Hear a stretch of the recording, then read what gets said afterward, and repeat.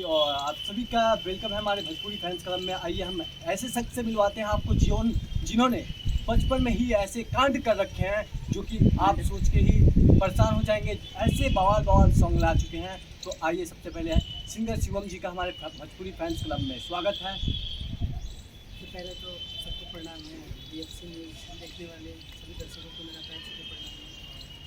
और संदीप जी को भी बहुत बहुत धन्यवाद। तो शिवम जी, हम आपसे जानना चाहेंगे कि आपकी जितनी उम्र है उससे अधिक आपने अच्छे अच्छे काम और अच्छे अच्छे सॉन्ग भी ला चुके हैं मार्केट में। तो कौन सा आपका सॉन्ग बहुत जल्दी आने वाला है? ये सब आप सबका प्यार आशीर्वाद है, जो कि मैंने अभी शुरुआत ही किया है। और आप सबका प्यार मिलता है और सपोर्ट मिलता है तो कुछ अच्छा करते हैं हम लोग। अभी मेरा होली का गाना आने वाला है, झुकेगा नहीं।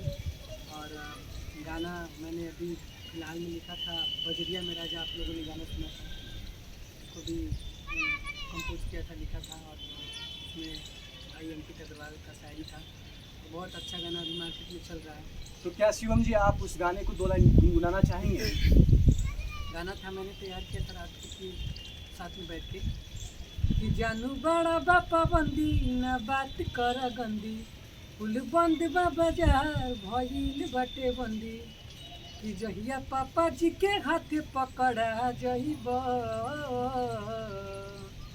बजरिया में राजा पिटा जइब, पिटा जइब। और इसमें बहुत सारे लोगों का सहयोग था, जैसे में कि हमारे बड़े भैया ADR आनंद जी, सोनू भाई, दिलीप जी, सभी लोगों ने इसमें बहुत सारा मेहनत किया था। और बहुत अच्छा गाना गया, बहुत अच्छा लगा। तो जैसे कि अगर आप लोगों ने अभी तक ये सॉन्ग नहीं सुना है तो आप लोग सुनिए, और बहुत ही प्यारा सॉन्ग है, हमने खुद सुना है। और ये शिवम जी हमारे एक बहुत ही अच्छे मित्र भी हैं और भाई भी हैं। तो आइए आपको बताते हैं कि शिवम जी आपका अधिकतर सॉन्गों में कौन ऐसा म्यूजिक डायरेक्टर है जो असली आपका म्यूजिक बनाता है?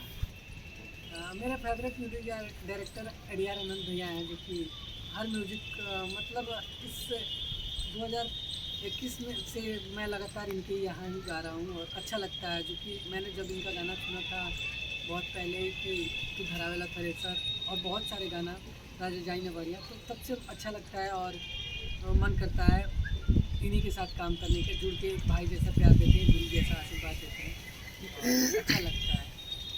तो शिवम जी, जब आप भोजपुरी लाइन में और शुरुआत में जब आप आए तो कौन कौन से मुसीबत से आपको लड़नी पड़ी? मुसीबत तो अभी भी है भैया, लेकिन अभी थोड़ा सा उस टाइम स्ट्रगल था। लोग जानते नहीं थे, अपने नाम से फिल्म से होता है कि लोग जाने, तो नहीं था। लेकिन कुछ अच्छा हुआ, जब अच्छा कर किए हम लोग मार्केट में तो कुछ अच्छा रिस्पॉन्स मिला, तो अब शायद लोग पसंद करते हैं और कहीं ना कहीं चाह रहती है लोगों की काम करने के साथ में। तो शिवम जी, आपसे ये मैं खुलासा करना चाहूँगा कि सबसे इस भोजपुरी इंडस्ट्री में आपका कौन ऐसा मित्र या दोस्त या फैमिली मेम्बर है जो सबसे ज़्यादा आपको सपोर्ट करता है? भोजपुरी इंडस्ट्री में कोई किसी का होता नहीं है, लेकिन आज तक मुझे जो लगा है, सच बताऊं तो अभी तक सपोर्ट करते हैं दिल से, तो ADR भैया, क्योंकि वो हर एक मुसीबत पे मुझे समझाते हैं। मैंने बीच में बंद भी कर दिया था गाना, लेकिन जब मैं बजरिया वाला गाना किया उसके बाद वही मुझे एक्सक्यूज़ दिए कि आप गाइए, आप अच्छा कर रहे हैं और आप करेंगे तो बहुत अच्छा करेंगे। तो मैंने उसके बाद स्टार्ट कर दिया और मैंने अपना यूट्यूब पे एक चैनल डाला, शिवम यादव ऑफिशियल, उस पर भी काम कर रहा हूँ और आप लोग सपोर्ट कीजिए उस पर। तो अगर आपने शिवम ऑफिशियल को अगर आपने सब्सक्राइब नहीं किया है तो सब्सक्राइब करिए। और जैसे कि शिवम जी को सहयोग करने वाले ADR Anand ji music director भी हैं। तो शिवम जी, मैं आपसे एक सवाल करना चाहूँगा कि आप अभी जो विवाद चल रहा है भोजपुरी इंडस्ट्री में, क्या आप उस पर कुछ कहना चाहेंगे? मैं कुछ नहीं कहना चाहूँगा, क्योंकि सब लोग इधर होते हैं, लेकिन एक होना सबको है। मैं जानता हूँ एक ही चीज़ पे मिलेंगे लोग तो एक हो जाएंगे, क्योंकि विवाद होता रहता है। जैसे हम ही हैं, आप ही हैं, आप में विवाद मेरे में हो गया, लेकिन कहीं ना कहीं चल के एक परिवार में हैं हम लोग, तो एक ना एक दिन तो बोलना और एक ना एक दिन तो मिलना जरूर पड़ता है, तो होगा। इस विषय में मैं तो कुछ नहीं बोल सकता, तो क्योंकि क्या ये विवाद भोजपुरी इंडस्ट्री में होनी चाहिए या नहीं होनी चाहिए? नहीं होना चाहिए, लेकिन ये होना भी चाहिए।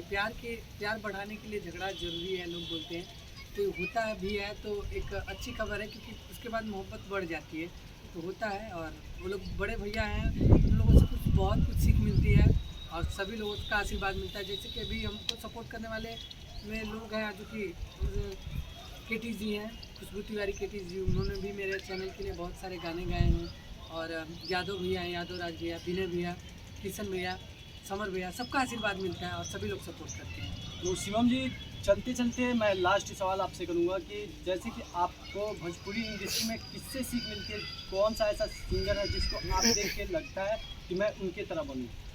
गायकी के लाइन में मैं पवन भैया से सीखता हूँ और एक्टिंग के मामले में मैं खेसारी भैया से कुछ न कुछ सीखता हूँ, डांस उसके। लेकिन मैं शुरू से देखता तो आ रहा हूँ पवन भैया को, क्योंकि मैं जब छोटा था तो टीवी में पवन भैया का एल्बम आता था, कल्लू भैया का आता था, तो उस सब एल्बम देख के मैं धीरे धीरे गाने की चाह रखता था और रखा था।